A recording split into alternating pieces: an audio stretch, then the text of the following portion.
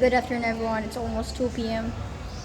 Just right, like literally just 10, of 1. 5 hours after our class was dismissed. 5 hours is a little bit of kind of long time, pero it's just madali lang yan.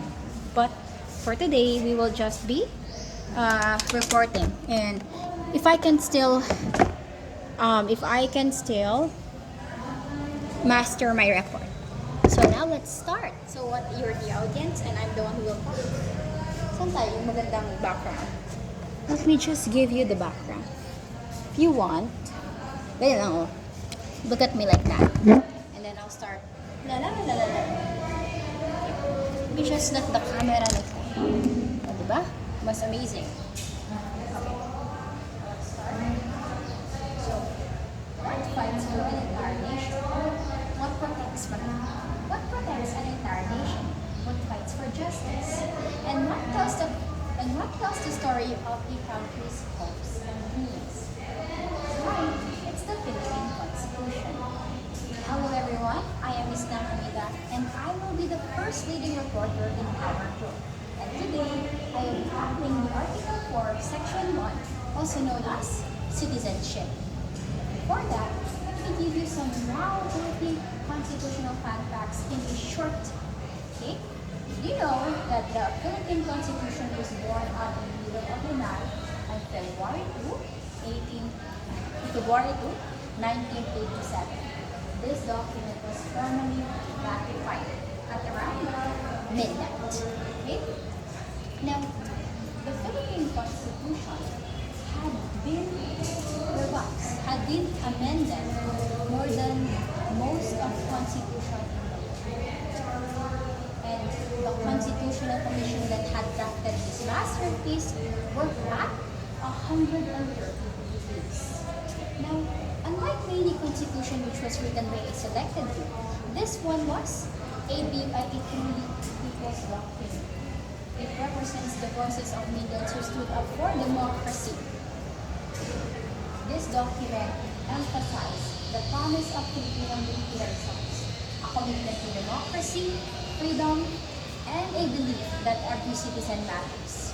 Now, let's define what is Article 4, Section 1. Article 4, Section 1 defines those who are considered to be citizens of the Philippines, essentially stating that those who are born at the time of Constitution's adoption, those of born Filipino parents, those of born Filipino mothers who elect Philippine citizenship upon reaching the majority, and those who are naturalized according to the law are considered to be Philippine citizens. There are also general ways one can acquire Philippine citizenship. Now, let's talk about the terms. What is the difference between citizen and citizenship? Citizenship is a membership in a political society. They have this reciprocal duty of allegiance on the part of a member and a duty of protection in the part of the state. Now, when we say citizens is an individual who is part of a democratic community and enjoys civil and political rights while also entitled to given protection inside and outside of the state. So when I pay taxes, when I vote yearly in election, and it's my participation in being an active citizen. And in that, but we also need to understand that citizenship isn't static. It evolves with society.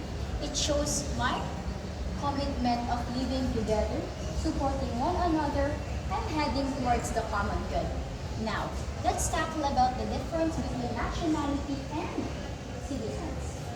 In the point of view of international law, the meaning of citizen and citizenship doesn't have the exact meaning as to national and nationality.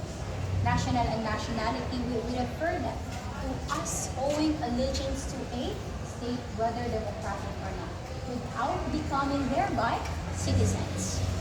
Now, in that case, this has your connection with on July 4th, 1946, United States granting Philippine independence.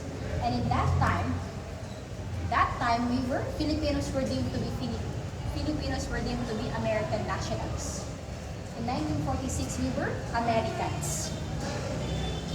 And therefore, we can now say that it's not just only citizens who enjoy civil and political privileges, but also those who owed allegiance to it. Those who owed allegiance to it are not regarded as aliens. But we should also remember that not all citizens are nationals of a state, but not all nationals are citizens of a state.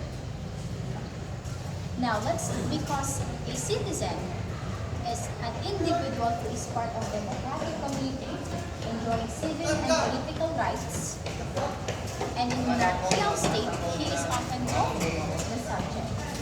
But an alien, as I mentioned earlier, an alien is someone who is a citizen of another country, just residing, entering the country, just residing or passing through. That alien, it has a popular term called as foreigner. An alien isn't given full citizenship rights, which are to hold public office and elect yearly. But an alien is also entitled protection as to his persons and property.